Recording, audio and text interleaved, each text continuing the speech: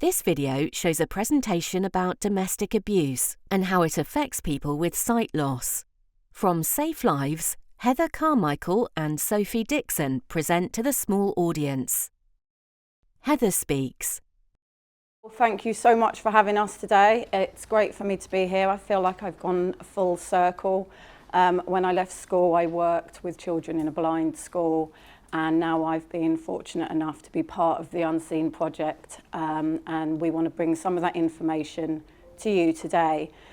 We will be speaking about domestic abuse, and we know that 1 in 2 women are affected by domestic abuse. So there will be people in this room who have their own experiences, or they will know family members or friends.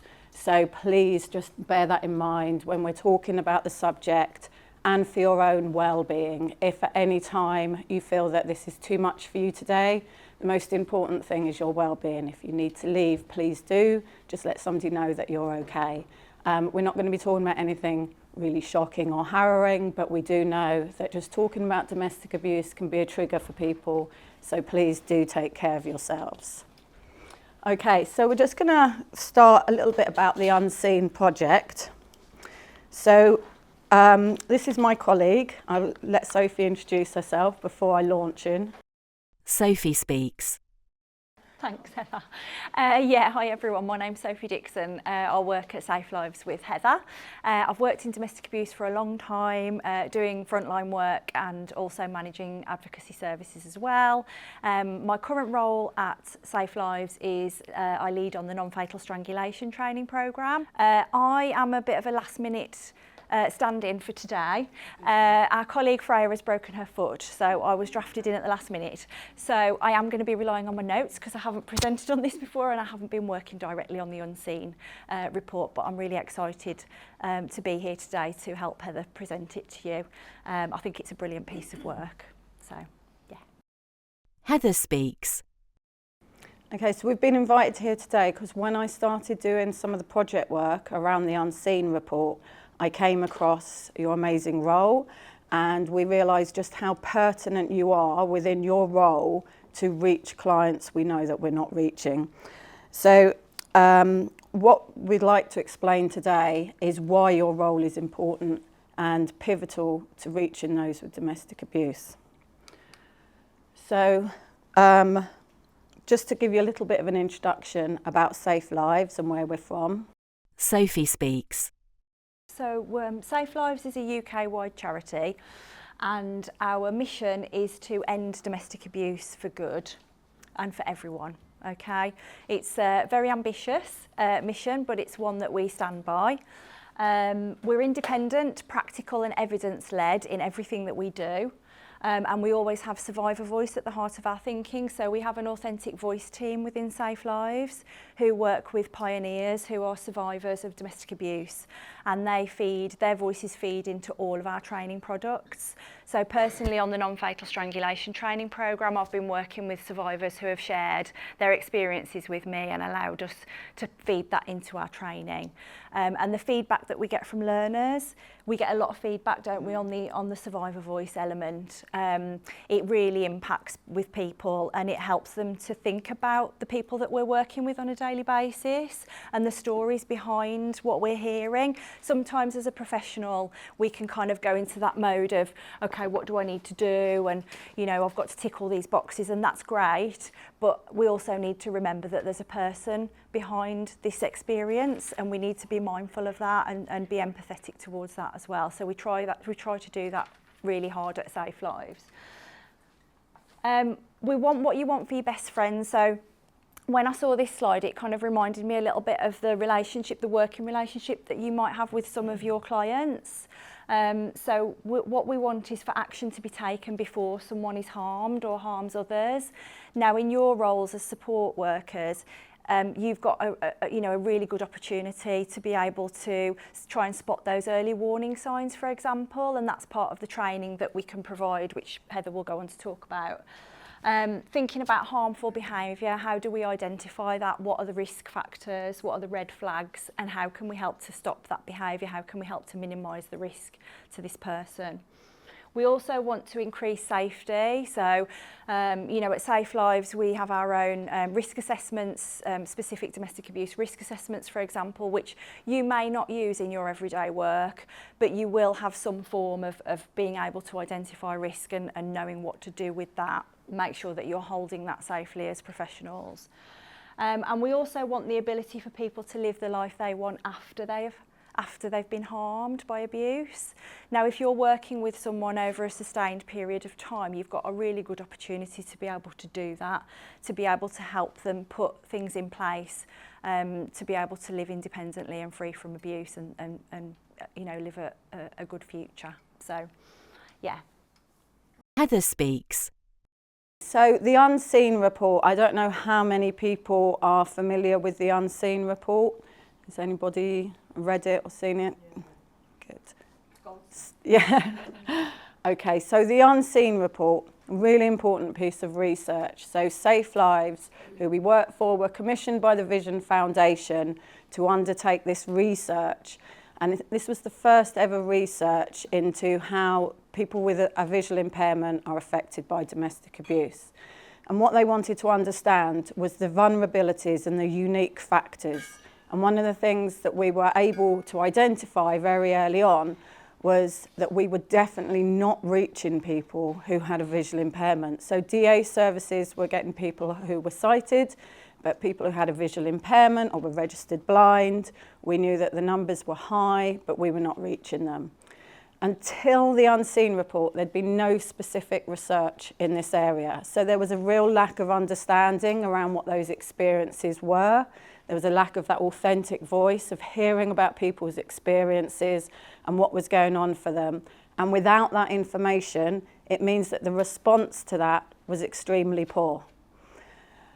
So the report describes both the scale and the nature of the abuse affecting people with visual impairments, and we're going to have a look at some of the different natures and some of the unique factors for people with a visual impairment. And the report highlights the lack of relevant knowledge and experience among organisations. So, as I said, when I first left school, one of my first jobs was working in a school for blind children. But then I've worked in domestic abuse for over 20 years. And in all that time, I haven't worked with anybody with a visual impairment, which is a very worrying statistic. So what they noted in the report was there was a lack of people working in fields working with those with a visual impairment, knowing anything about domestic abuse. And there was a lack of knowledge of those working in domestic abuse about people with a visual impairment. So not having that reciprocity or referral pathways between the two meant that we had this huge gap in services. So the report helps to break down some of those barriers and put forward some ideas about how we could do that. So a really important task, and we're still only at the beginning of that journey. And so bringing more people on board and bridging that gap is the only way, working collaboratively, are we going to tackle this. So what they found in the report, that blind and partially sighted victims, they experience the same types of abuse as people who are sighted, but there are also other forms, additional forms of abuse. Some of those will be around economic abuse, the different tactics that the perpetrator uses, and the vulnerability of the client. And those with a visual impairment might have a dependence on individuals for support, and that person may be the perpetrator. It's difficult for blind and partially sighted people to access information on domestic abuse and services. And as we've started this and I've started looking into it, the amount of posters and things that pop up, which are all in written format, and I've just recognised there is no way that people are going to know what services are out there. So it's about services changing making reasonable adjustments to be accessible. And participants found that practitioners didn't understand their visual impairment. So if they did contact services, that lack of knowledge around visual impairment, what they may need, how to respond, was very poor. And it's very off-putting. If you're going to somebody for help about a matter and then they don't understand what your day-to-day life is like, it's very difficult to get the support you need. And often they would give up. Professionals tended to talk to the person's carer or partner, and interestingly, the training we've been delivering, I've been delivering with somebody who's registered blind, and one of the things she said to me right at the beginning was, where does this word carer come from? Most of the time they are a partner. This is a partner in a relationship. And just little things like that I've learned along the way. And I was thinking, why am I referring to this person as a carer? So just having those thought processes about what are we doing? Because as soon as you give somebody a title or a responsibility of carer, they can abuse that. So you are playing into the perpetrator's tactics of being able to be an abuser. So we know that access and support, we think about intersectionality and the additional barriers. We know that access and support for survivors who are male, black, or from other minoritized cultures is always going to be more difficult. So we've got those added barriers as well. And professional services had a preconceived idea that blind and partially sighted people always depend on others. So I know you're here in a role and that's not going to be your belief at all. You will know the capacity and capabilities of the people that you work for, but in most other sectors there is a tendency to assume that people need a carer. So these were the findings from the report. So then we have statistics. So the Crime Survey for England and Wales estimated that 2.1 million people aged 16 years and over, and of those 1.4 million women and 751,000 men experienced domestic abuse in the 1 year ending March 2023. We are talking about critical numbers. You will hear reports on the news, you will know there is a lack of funding, and you will know where there's a lack of funding, there will be a lack of services, and that means that people are at greater risk. So what we also know is that disabled people are 3 times more likely to experience abuse in their lifetime. So if we're thinking about the numbers within that, we're thinking about it's an added problem for people that you work with. They are more likely to experience that abuse. So we should be seeing greater numbers than we are. And we know that disabled people are 3 times more likely to experience abuse from more than one person in their lifetime. And it's important to think that this isn't just partners. When we're thinking about abuse, we need to be open-minded and recognise that abuse can come from adolescents to parents, from parents to adolescents, from other family members, anyone that they're associated with, or live-in carers. So we have to keep our mind open to where that abuse might be coming from, because we know there are multiple abusers for people with a disability. So there are over 2.19 million people in the UK living with sight loss. That's 1 in 30 of the population, something that you're probably very familiar with, or may be able to give me more accurate statistics. And at least 1 in 12 visually impaired people in the UK are estimated to be victims or survivors of domestic abuse. So if we think about that number, 1 in 12, I don't know how many clients or whether you case hold or how many people you work with, but if you've worked with 12 people, then one of those is likely to have experienced domestic abuse, whether you're aware of it or not. So it starts to make us think about, is there anything that we're missing? Are we seeing the signs? Are we responding to what the statistics are telling us? So we've got a little video now, and the video is that authentic voice.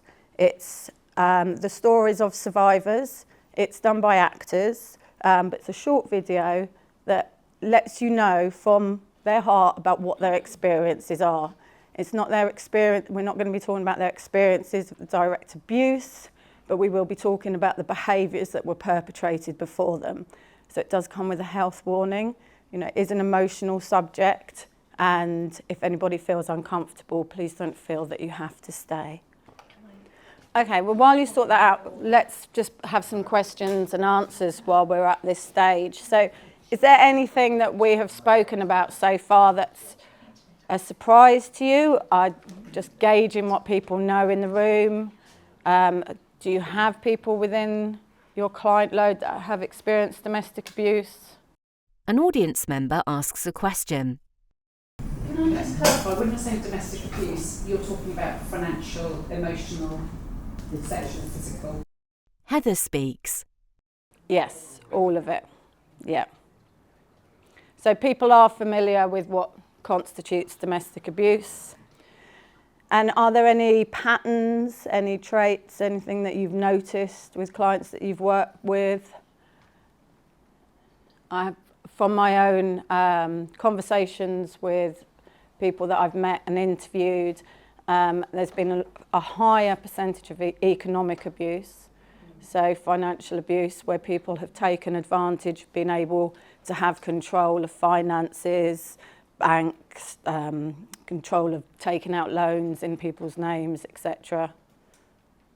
And part of the training that we're offering at the moment to domestic abuse practitioners is around like refuge provision, what that looks like, helping them to understand that it needs to be self-contained, looking at the barriers, what's needed, but also helping people to understand that it doesn't always have to be a separation. And a lot of clients will say to us, I want the behaviours to stop. I don't want to leave, but I want the behaviours to stop. And historically, in domestic abuse, the response was separate and isolate. But we know that doesn't work. What we now want to do is work with people to change those behaviours. So it could be, if people understand that someone's not going to come in and tell them that they've got to move to the other side of the country, but there's other options, that may help them to address some of those issues and live in safety. And what is the function of the behaviour? So maybe the victim takes on some power in order to keep themselves safe, because if they don't hold their own or respond in some way, then they make themselves more susceptible to harm. But they're not looking to harm the other person. So we have to see where power causes harm. Right, let's have a little watch of this. The video starts. The following quotes are from interviews held with victims and survivors of domestic abuse during our research. Please note there are themes of abuse and strong language throughout. To respect the privacy of our participants, their voices and images are portrayed by actors. To support the unseen and read the report, please visit visionfoundation.org.uk. I fell into the trap straight away because I felt like somebody was protecting me and was trying to take care of me and look after me. I didn't realize at first that it was domestic abuse. I just thought, this is life, if you like. There was a huge sense of maybe if I wasn't blind, if I wasn't this or if I wasn't that, then he wouldn't hate me. Even my family said to me, when you did have vision, you didn't leave him. Now you've got nothing. What are you going to do?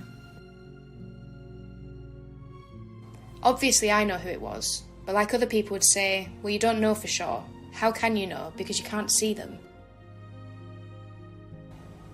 It's like, go and make me a cup of coffee in the green mug, and you make a cup of coffee in the red mug.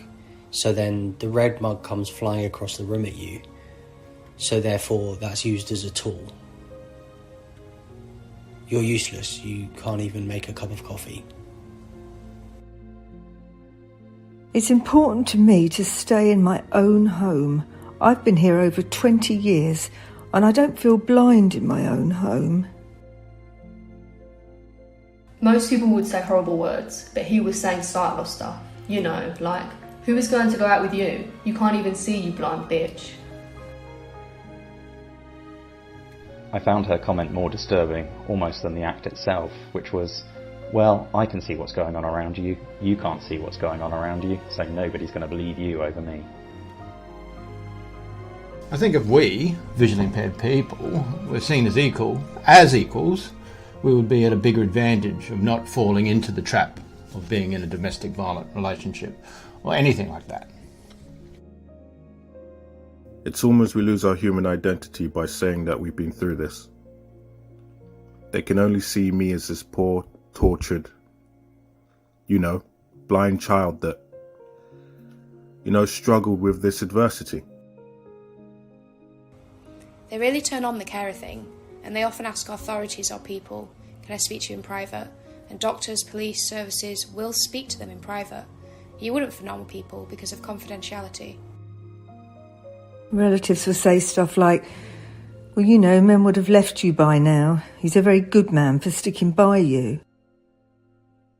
When you can't see, you can't really know what is going on fully. So it's a lot more scarier, and the person who's doing that knows that. I think there was this cultural attitude that you should be appeasing the males, not just because you're a woman, but because you're blind. If I had closed blinds, he would open blinds, and it would be like I was told that, no, you didn't actually close them. So it happened for a number of years, to a point where I actually thought that I was crazy. Especially if it's cultural. I think people are really hesitant because they think they might offend. That's just cultural. That's almost like a reason that it's okay. Didn't realise that what was happening to me would be classed as domestic abuse. Reinforced by my thinking, I don't know if anyone will take me seriously because I'm a man, and she was actually saying nobody will take you seriously because you're blind. People feel sorry for him. The last thing they're going to expect to believe is that he is abusing me, when I'm the problem.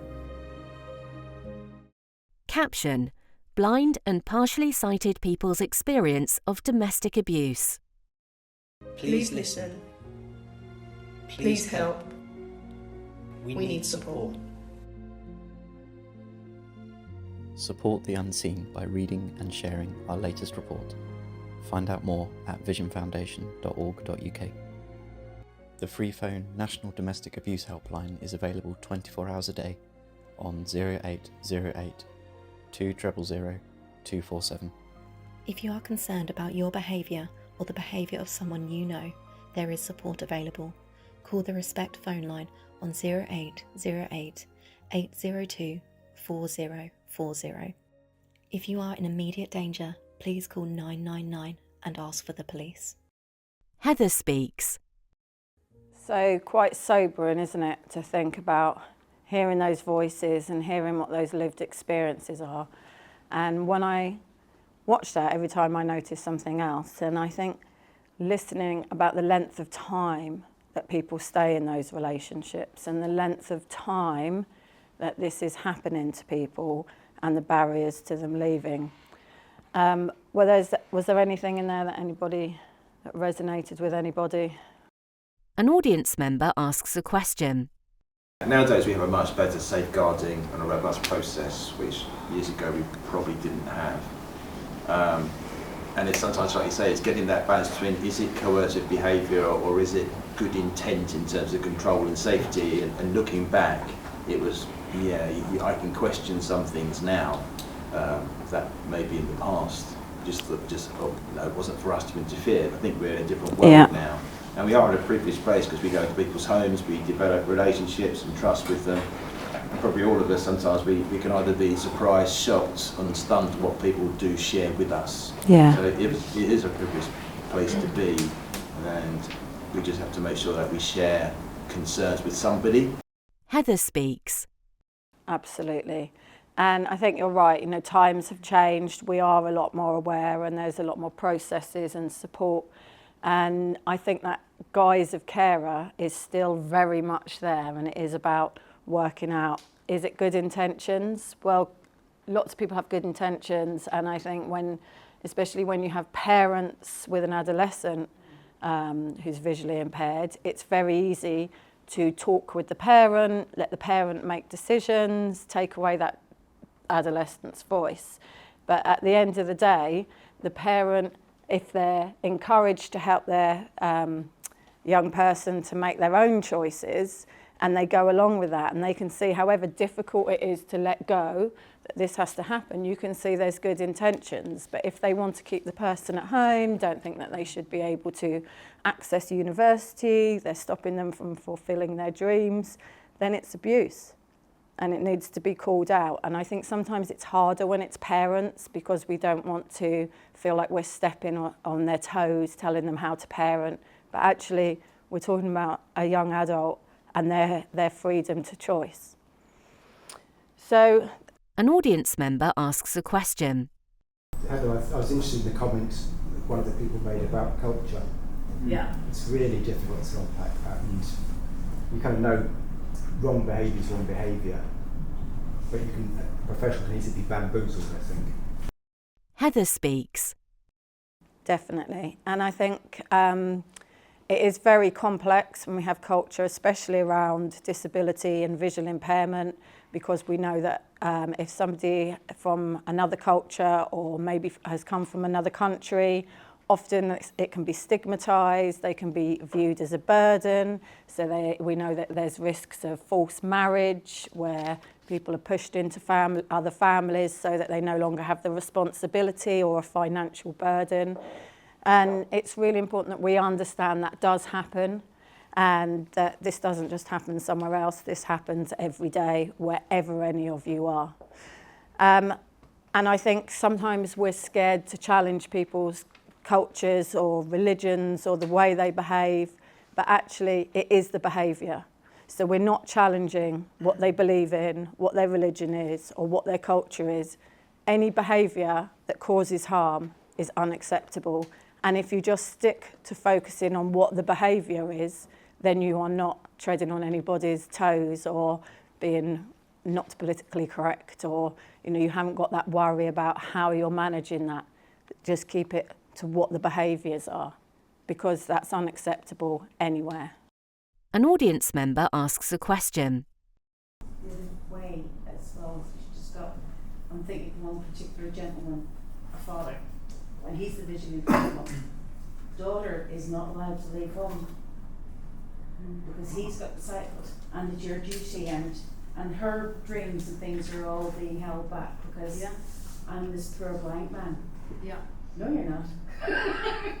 But that can work the other way as well. So the person with the visual impairment can be the in that way too. Heather speaks. And that is, that's the culture, but it's letting people to understand that actually you have choices. That may be how you've been brought up, but these are your choices. And there's people that can help you. You don't need to keep your daughter at home. There's other provisions. There's other support. An audience member asks a question.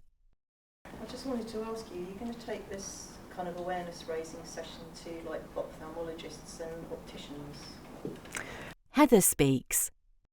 So we are in contact with ECLOs, and most of the referrals, I understand, if you go to an ophthalmologist, then they would be passed on to an ECLO.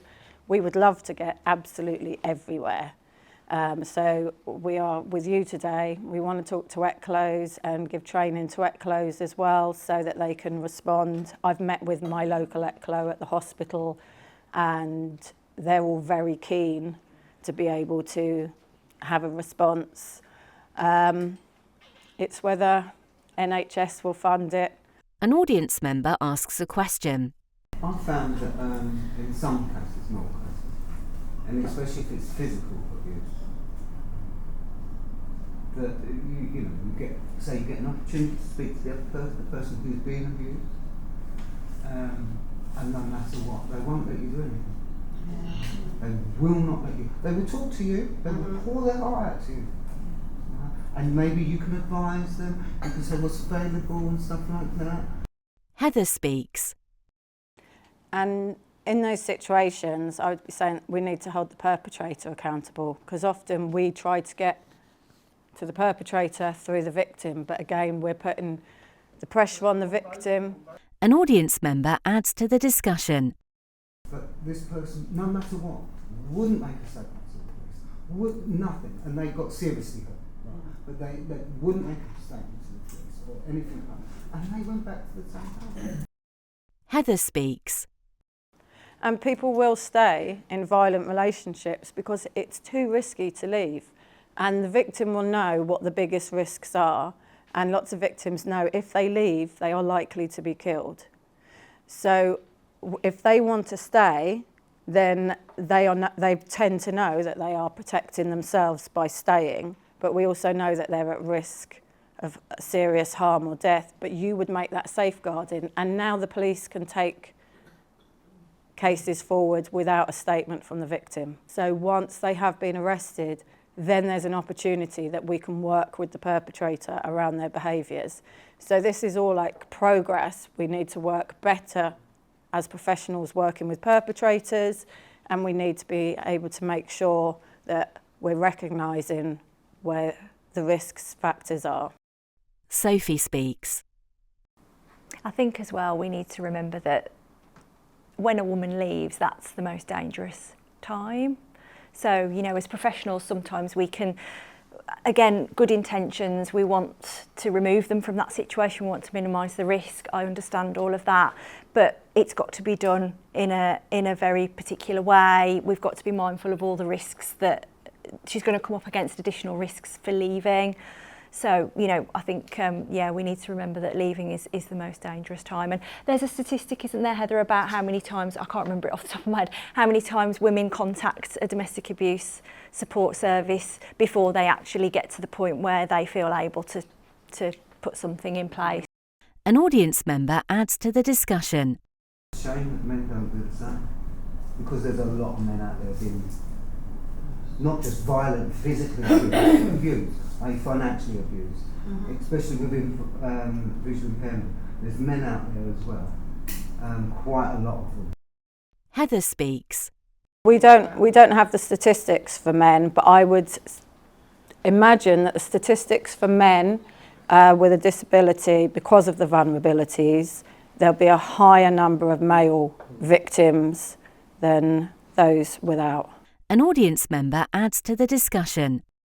Even now in these days, now I hear young mothers say to their sons, "Stop crying, boys don't do that." So they're still growing up with the expectations that they should not, complain about this and that. And one of the things I have found in the place I'm working, the biggest type of abuse is of families. Yeah. Because if I've got a family, for instance, which is quite a few, some sort of visual impairment, people move in on them and take over their house. Heather speaks. Yeah, we see a lot of cuckooing, which is, when people come into the home, befriend people to take advantage of them. Yeah, it's a big problem. An audience member asks a question. Do you know if they're doing the study, any of the people with vision loss had a jaw loss, the deafblind? If not, it might be worth sort of pushing it forward. Certainly our background, we're aware of both sides. So people with a jaw loss being the perpetrators and almost using the fact they've got a jaw loss. And the two that I'm thinking of communicated tactilely, so they needed very close contact and touch to communicate, and that was used as a way, in a subtle way, to aid the abuse. And the flip side of that closeness, you had to let your perpetrator touch you in order to communicate, and that was a barrier. So it'd be interesting to know whether there was any inclusion within that. Heather speaks. Doing a project at the moment with Sign Health around deaf, so it will be something that we can build into that.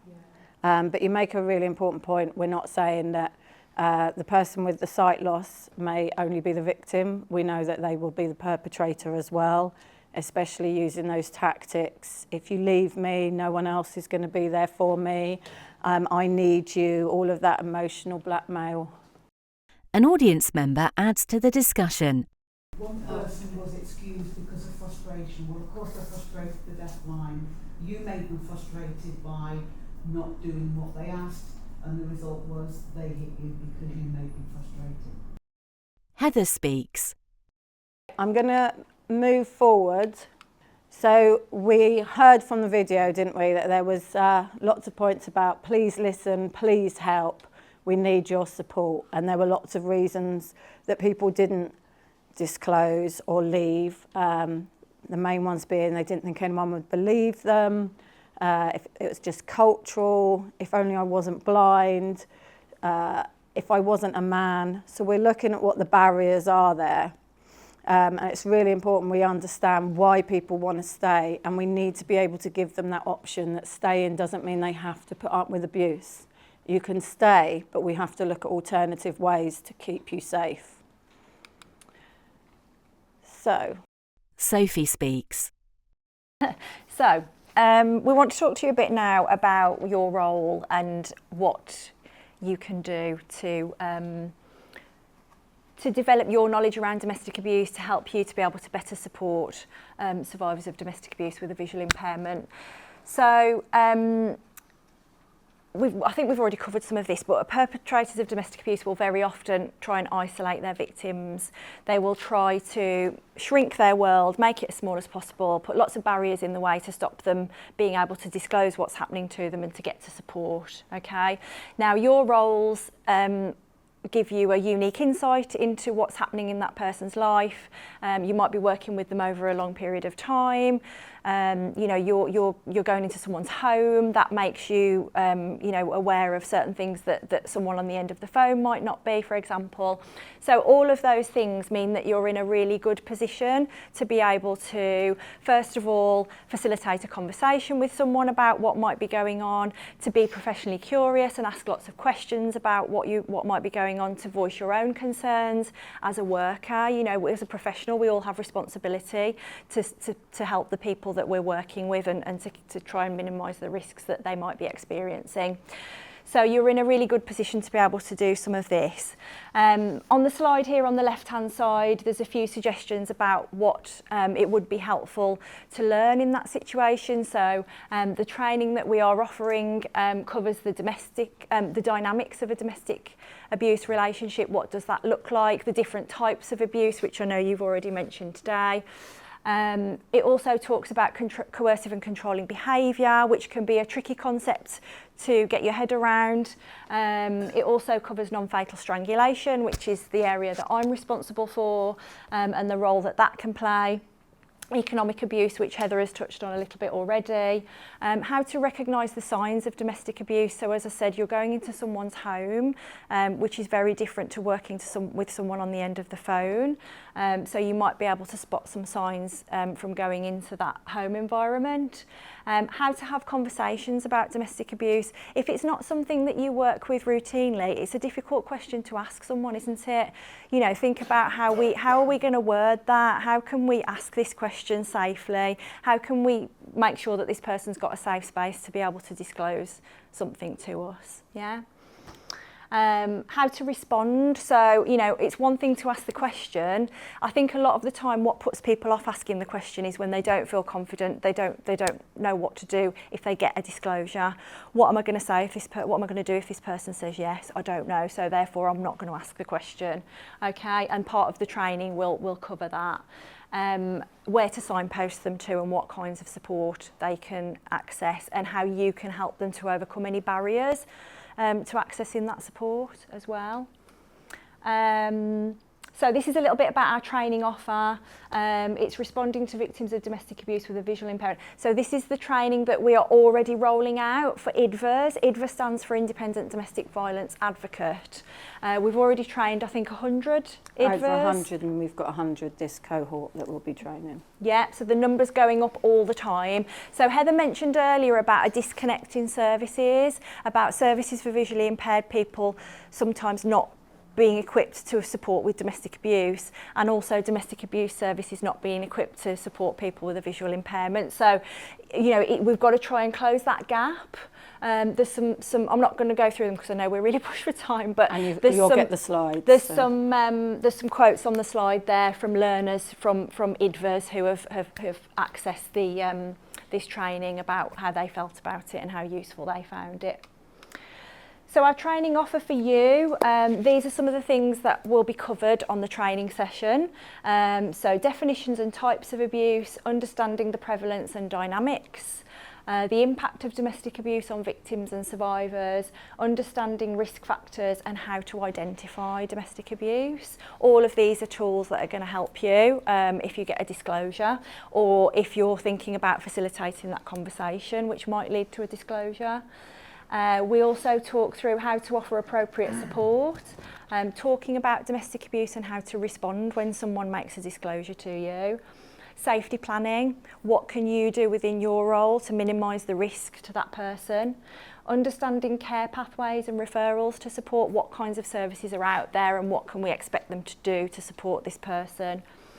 Thinking about the impact of trauma as well, and the impact on yourselves as workers. You know, if you get a disclosure and that person decides that they want to tell you about what's been going on for them, that can be really difficult to listen to. How are you as workers going to take care of yourselves? What processes have you got in place within your organisations to support you with that?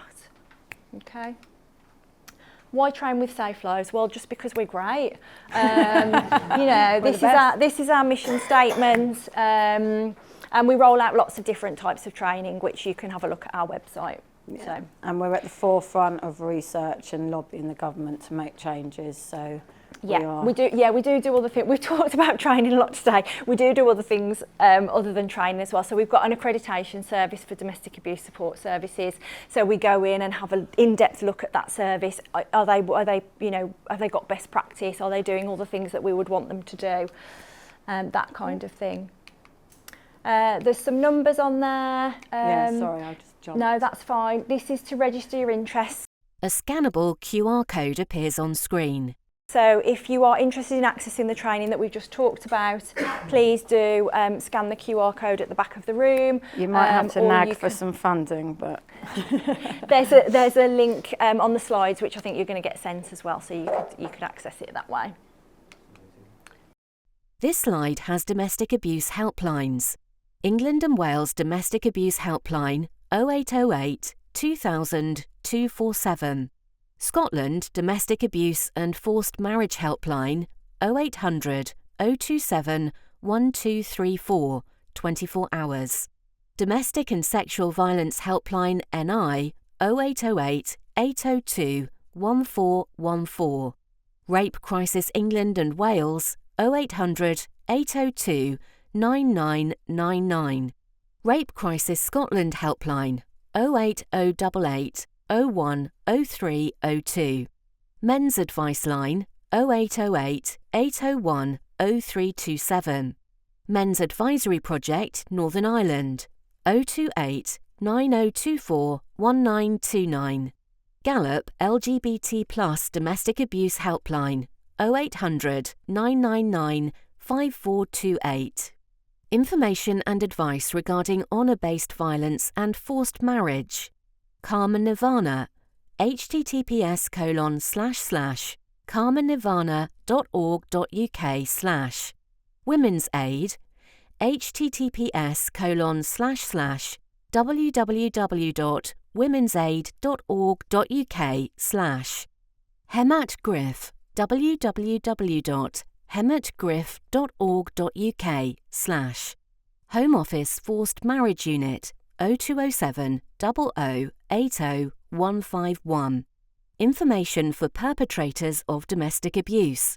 Respect phone line 0808 802 4040. www.respect.uk.net. Sophie speaks. I think pretty much all of those helplines will help professionals as well as survivors. So if you're not familiar with it, if you want to give them a ring and find out what they do, I'm sure they'd be more than happy to have a chat with you and let you know what kind of support they provide. There's also honour-based abuse and forced marriage support lines on there as well.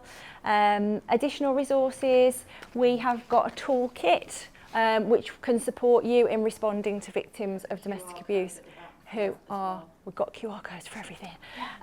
So please do have a look at that. It's a really useful practical tool that you can implement in your work from today. Okay, I know it's Friday, but...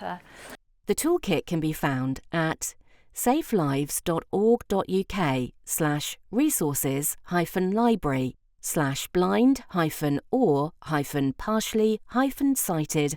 Toolkit. Heather speaks. And I don't know if you're familiar with Extant, the theatre group. Yep, fantastic. So they've got their unseen audio drama. So there's a link for that as well. And I know they've got some showings and some workshops and things happening, which is all great, all around domestic abuse. So please give that a look if you can. Simon Lebet joins the conversation. But I know funding training costs money, but it would be a really interesting conversation to have with our managers, because it will shine light on the work that we do in the light of vision loss and domestic abuse. So I think it's well worth trying to get funding when we can. Heather speaks. Yeah, and it's online, so it means people can be all across the country, and so that obviously saves on costs because people haven't got to travel places, so we can deliver it online. Simon Lebet speaks. Will there be more information going out about that? Thank you very much. The Rehabilitation Workers Professional Network logo appears on screen.